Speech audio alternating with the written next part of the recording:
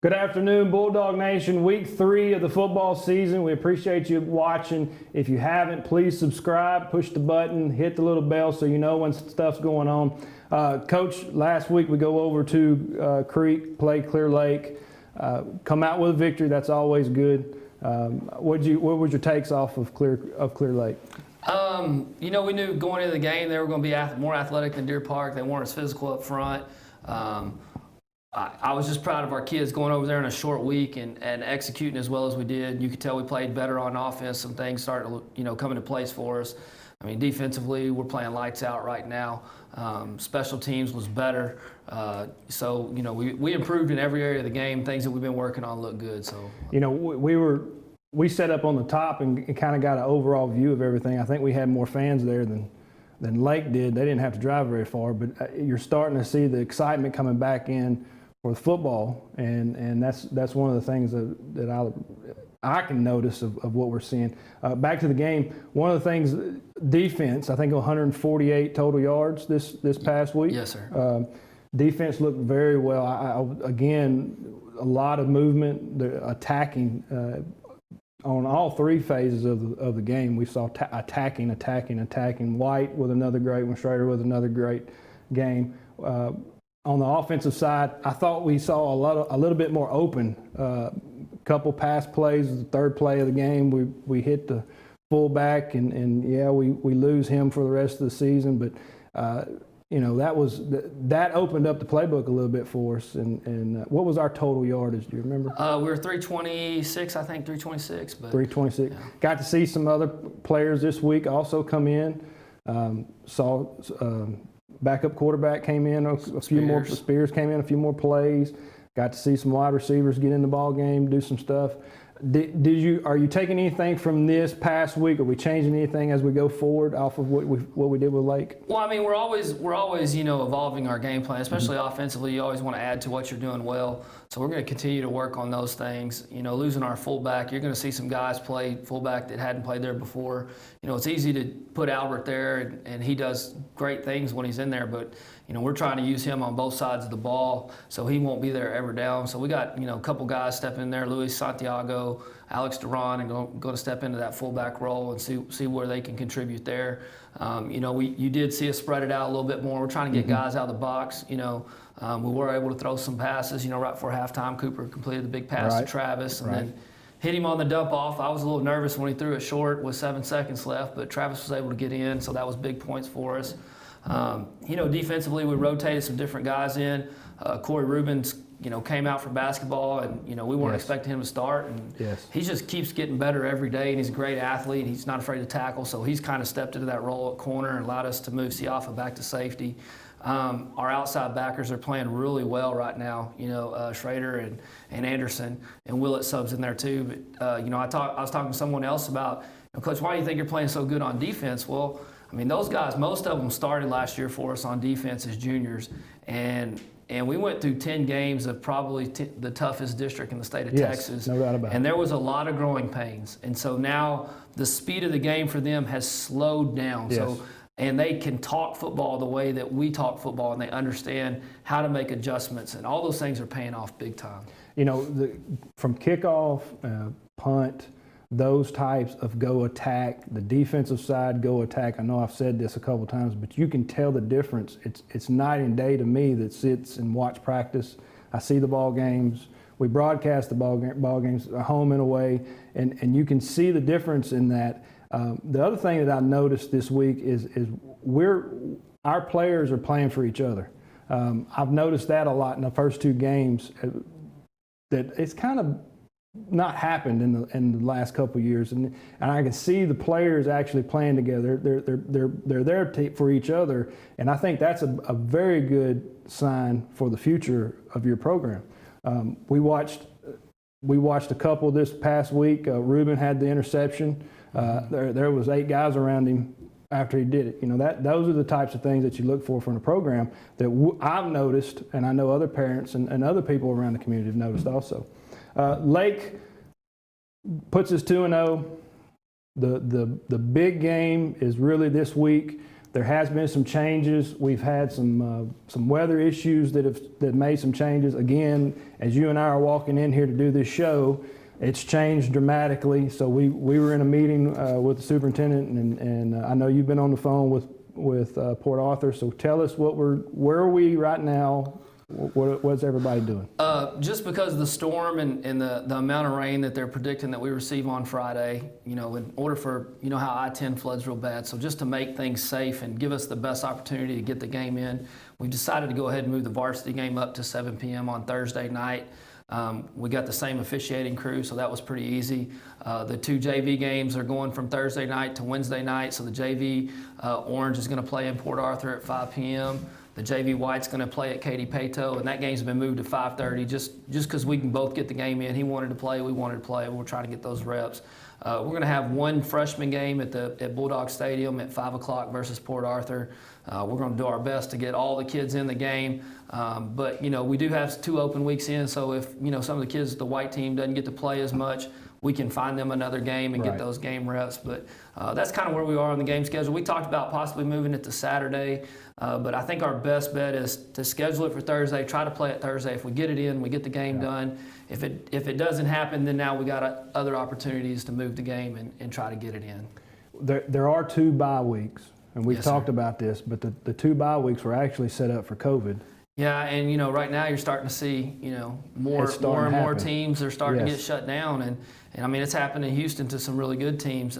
Shadow Creek is shut down, Richmond Foster's shut down. So you want to try to keep those weeks open for that scenario. You don't want to move. You don't want to say, well, we'll just play that week, because then you can get yourself in a bind and trying not to play games every 5 days. Well, and we prepare for it, and then it does take that right to turn and it doesn't get anywhere close by us, that's okay. Yeah. But if we don't prepare for it and it doesn't move and it comes through, then we're in that situation. So that's one of the things that this is a good decision on everybody's part. And I think it plays to our advantage. I mean, we played on Thursday last week, so we've had a full 7 days to recover. They played a game on Friday night, one that they had to win last second, you know. So I feel like our kids are ready. We've been in this situation all year. I mean, we lost the practice against Deer Park, so we practiced twice. Last week was a Thursday game, so you get your 2 days, Monday and Tuesday, and your quick one on Wednesday. So, I mean, we're kind of in that routine, and our kids have handled it very well. Little adversity, that's what it is, and they've handled it very well. We'll take a short break, and we'll be back. We'll talk about Port Arthur and the conference. We'll be right back. If you're ready to become a skilled and safe driver, contact us at South Region Driving School. We are conveniently located next to LaPorte High School. We offer driver education classes and private driving lessons for teen and adult drivers. All courses are state approved and can be tailored to meet all your driving needs. At South Region Driving School, our top priority is always the safety of our students. We are currently practicing in-class social distancing. DPS has a very long wait list for driving tests. Don't wait. We can do the DPS-approved road test here at South Region. From the first time behind the wheel to the day of the driving test, we'll guide your teen to success. At South Region Driving School, we develop safe drivers.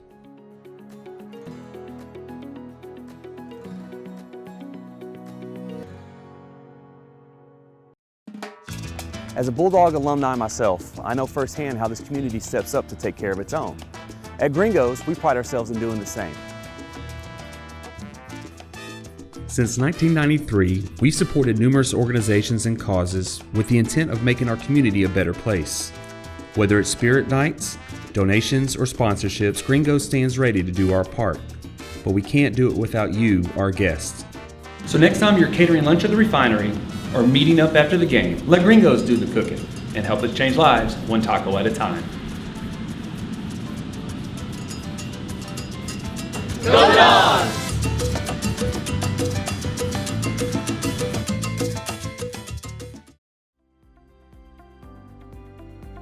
Are you looking for your dream home? Or maybe ready to sell your current home for a fresh start? Main Properties is here to provide you a personal and stress-free process. Main Properties has been servicing the LaPorte area and its surrounding cities for over 30 years with pride and spirit. Let one of our expert realtors here at Main Properties provide you with the caring service that is tailored to what you need.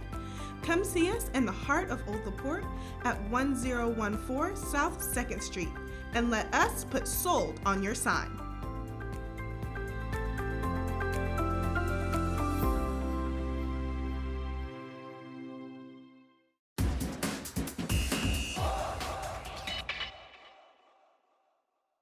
one of the things that normally you have which I call the 3 seasons. You got your before conference, and playoff, and normally you have 3 games and then a bye week, and then you get ready for conference. Well, this week we're conference, but Coach, this game really is going to determine a lot. Yes, sir. For the following 7 weeks, 8 weeks. So Port Arthur's coming in. They're probably one of the best teams in the conference overall.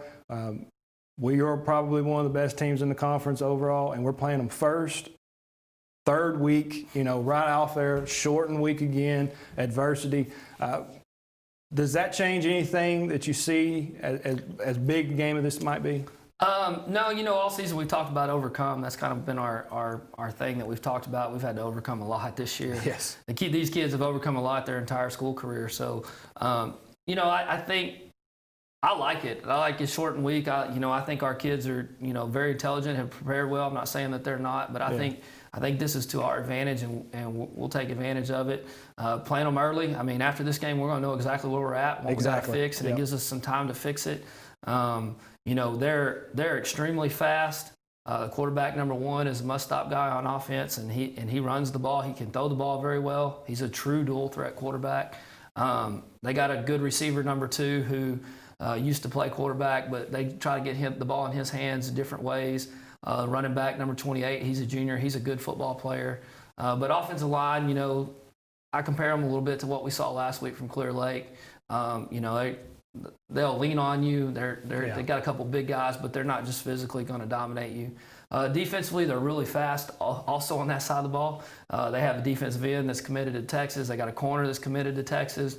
But other than that, it's just they got some guys out there too. I mean, they're just like us. I think running the football right at them and making them stop us doing that, I think is going to be huge for us. If we can keep their offense off the field, run the clock down, and limit their snaps at number 1 and limit the number of times that number 1 touches the football, that'd be huge for us. You got and I know this, but you got to go over and watch them play Barbers Hill last week, and Barbers Hill came in as a pretty highly ranked Division II school, which that means they're a little bit smaller for everybody at home that doesn't know that. They ended up winning that game late. Yes, sir. Anything just absolutely just stand out on out of that game? Well, I think in both of their games, what you see from Port Arthur is they won their first game of the season in overtime, and they were losing in the 4th quarter, and they came back and won in overtime. At Barbers Hill, they were losing. They were down 7 points in the 4th quarter, and they scored 2 touchdowns to win it. Now, Barbers Hill did have the ball on the 10-yard line as time ran out. I mean, so they were down there.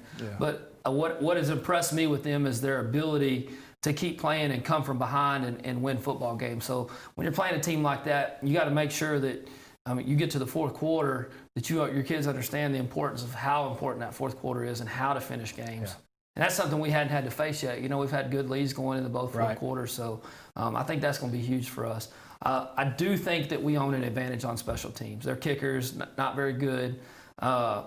They punt the ball okay, but I think that's where, as well as you say how we're attacking on special teams, I want to see a little more effort in some areas, but I think that is a part of the game that we're going to have to use to our advantage. I don't want to go back, but I thought we were going to get a couple punts last week. I kept saying it during the broadcast, we're going to get a punt tonight, and then they would have a bad snap and then, run away from it or different things. But I will see, I believe that's going to happen. We're getting close. We're getting there. It's a game of inches, and I said it multiple times during the night. We're going to get one of these. The game means a little bit more because the records of what we've seen. I know we're getting into conference, and I'm not looking ahead, but us, Port Arthur, and one other team is Baytown Lee's undefeated. Baytown Lee, and that was a real big surprise for me. So that's us 3 that are in there, and Coach, you're going to play them 1-2. Yeah. So you really are going to know where you stand going into this week and then going into the next week. Port Arthur will be here on Thursday. So we're shortened week. So we're broadcasting this on Tuesday afternoon. We'll get this out as fast as possible. Live broadcast Thursday. Next week, Baytown Lee. We'll have a coach's show back in here probably on Tuesday again. We'll record and get all the information and everything to you. Anything else about this week that I'm not thinking of about what's changed? Everything else is tickets are already on sale. They're rolling. Everything else looks about normal as it has. Everything else as it could be has been normal. It's kind of abbreviated. You know, this is just, you're going to have to wing it. Yes, I mean, I think that's what this season is going to end up being. 2 weeks in a row and two different changes. Well, this as we isn't go. going to be the last time. I predict there's going to be something change, whether it's 2 or 3 games during the season. I think something's going to happen. Either somebody's going to get shut down for COVID or something that's going to happen in district, and it's going to affect that. That's why we're so, you know, adamant. Move the game to Thursday. Let's play, because we want to get the game. We want to get the game played. You know, so It's a good choice. It's good for everybody across the board. And like you said, we've got those other dates. We can put kids out there on the field and play. It's a good thing that you have the kids so that they can go play. Yes, sir. And we don't want to make anyone upset or get them frustrated over that. So that'll be taken care of as the season comes on. Folks, Thursday night, 7 o'clock kickoff here at Bulldog Stadium. You can watch it live. If you don't get a ticket, don't worry. We've got you. Our production will be back. Don't text me asking me if we're going to have the bug and if you can hear and all that stuff. It's going to be taken care of. Coach, good luck this week. Thanks, sir. We appreciate you watching. Again, please subscribe. We need the subscription. So if you do that for us, we really appreciate it. We will see you next week, week 4 of the football season. Thank you. Go Dogs.